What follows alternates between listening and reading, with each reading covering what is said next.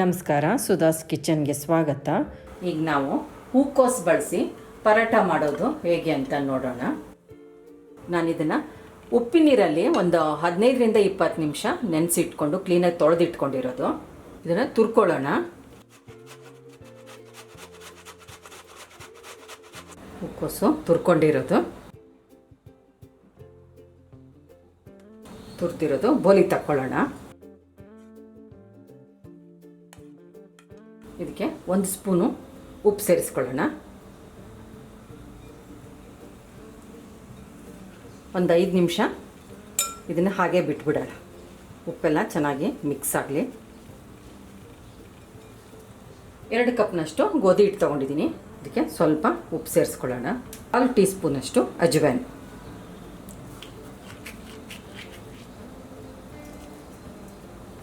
ಒಂದು ಟೀ ಸ್ಪೂನಷ್ಟು ಎಣ್ಣೆ ಹಾಕ್ಕೊಳ್ಳೋಣ.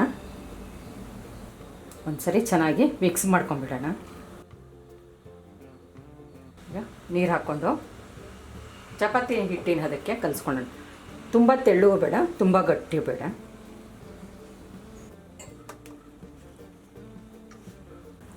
ಈ ಥರ ಹಿಟ್ಟು ಕಲಿಸ್ಕೊಂಡಿರೋದು.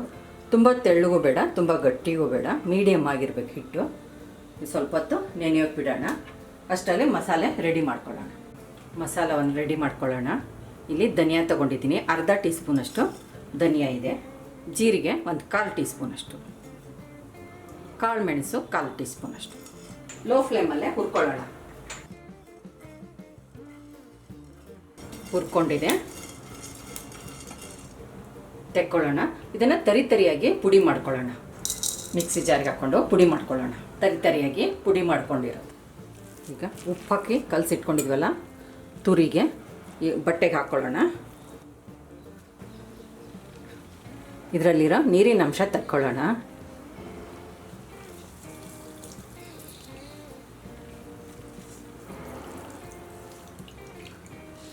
ಇದು ಹೀಗೆ ಇದ್ಬಿಟ್ರೆ ನಿಮಗೆ ಪರೋಟ ಮಾಡೋಕ್ಕೆ ಬರಲ್ಲ. ಪರೋಟ ನೀರಾಗ್ಬಿಡುತ್ತೆ.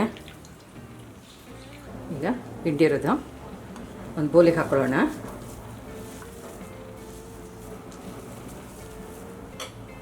ಶುಂಠಿ ಅರ್ಧ ಇಂಚಿನಷ್ಟು ತುರಿದಿರೋದು. ಇಲ್ಲಿ ಹಸಿಮೆಣಸಿನ್ಕಾಯಿ 4 ಹಸಿಮೆಣಸಿನ್ಕಾಯಿ ಹಾಕಿದ್ದೀನಿ, ತರಿಯಾಗಿ ಪೇಸ್ಟ್ ಮಾಡ್ಕೊಂಡಿರೋದು. ಪುಡಿ ಮಾಡ್ಕೊಂಡಿರೋ ಪೌಡ್ರ್ ಹಾಕ್ಕೊಳ್ಳೋಣ. ಒಂದು ಹಿಡಿಯಷ್ಟು ಕೊತ್ತಂಬರಿ ಸೊಪ್ಪು. ಮೊದಲೇ ಉಪ್ಪು ಹಾಕಿರೋದ್ರಿಂದ ನೀವು ಉಪ್ಪು ನೋಡಿಕೊಂಡು ಹಾಕ್ಕೋಬೇಕು. ಉಪ್ಪು ಕಮ್ಮಿ ಅನಿಸಿದರೆ ಸ್ವಲ್ಪ ಉಪ್ಪು ಸೇರಿಸ್ಕೋಬೋದು. ಇಲ್ಲಿ ನಾನು 1/4 ಟೀ ಸ್ಪೂನಷ್ಟು ಅಮ್ಚೂರು ಪೌಡ್ರ್ ಹಾಕ್ತಾಯಿದ್ದೀನಿ.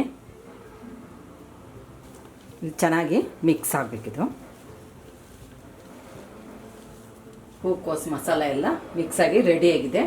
ಈಗ ಪರೋಟ ಮಾಡೋಣ. ಪರೋಟ ಮಾಡ್ಕೊಳ್ಳೋಣ. ಈ ಗಾತ್ರದ್ದು ಹಿಟ್ಟು ತಗೊಂಡಿರೋದು. ಈ ಥರ ಸ್ವಲ್ಪ ಬಟ್ಲು ಥರ ಮಾಡ್ಕೊಳ್ಳೋಣ.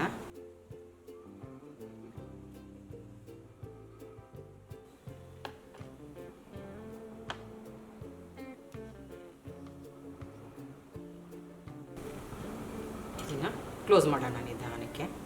ಸ್ವಲ್ಪ ಹೀಗೆ ಬೆರಳಲ್ಲಿ ಒತ್ತಿಬಿಟ್ರೆ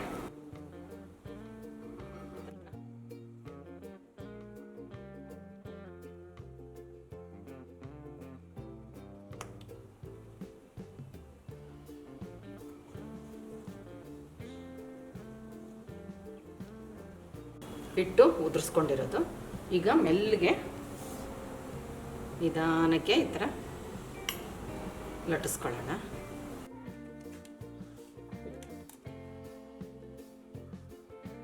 ಈ ಥರ ನಿಧಾನಕ್ಕೆ ಲಟ್ಟಿಸಿದ್ರೆ ಎಲ್ಲ ಕಡೆಗೂ ಸಮನಾಗಿ ಹರಡ್ಕೊಳ್ಳುತ್ತೆ.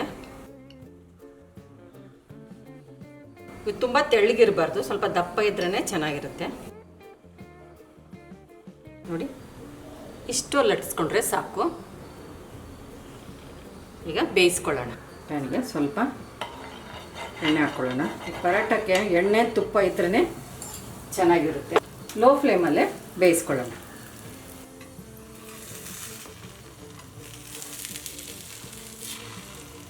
ಈಗ ತಿರುಗಿಸಾಕೊಳ್ಳೋಣ.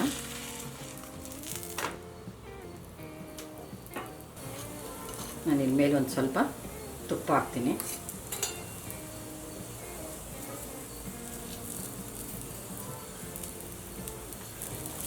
ತಿರುಗಿಸ್ತಾ ಬೇಯಿಸ್ಕೊಳ್ಳೋಣ ಎರಡು ಕಡೆಗೂ ಚೆನ್ನಾಗಿ. ನಿಧಾನಕ್ಕೆ ಇದು ಸ್ವಲ್ಪ ಈ ಥರ ಪ್ರೆಸ್ ಮಾಡ್ತಾ ಬೇಯಿಸ್ಕೊಳ್ಳೋಣ. ಒಳಗಡೆಗೂ ಎಲ್ಲ ಚೆನ್ನಾಗಿ ಹದವಾಗಿ ಬೇಯುತ್ತೆ. ಒಂದು ಸರಿ ಬೇಯಿಸಿದ ಮೇಲೆ ಮೀಡಿಯಮ್ ಫ್ಲೇಮ್ ಇಟ್ಕೊಂಡೆ ಬೇಯಿಸ್ಕೊಳ್ಳೋಣ. ಲೋ ಫ್ಲೇಮಲ್ಲಿ ಹಾಕ್ಬಿಟ್ಟು ಈಗ ತಿರುಗಿಸಾಕೊಳ್ಳೋಣ.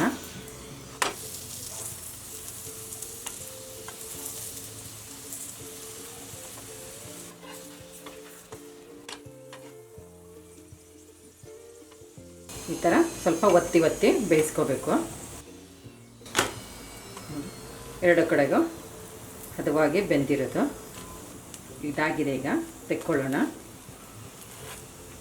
ಗೋಬಿ ಪರೋಟ ರೆಡಿಯಾಗಿದೆ, ತೆಕ್ಕೊಳ್ಳೋಣ. ನಮ್ಮ ಚಾನಲ್ಗೆ ಸಬ್ಸ್ಕ್ರೈಬ್ ಮಾಡಿ, ಬೆಲ್ ಐಕಾನ್ ಒತ್ತಿ ಹಾಗೂ ವಿಡಿಯೋಸ್ನ ಲೈಕ್, ಶೇರ್ ಮತ್ತು ಕಾಮೆಂಟ್ ಮಾಡಿ.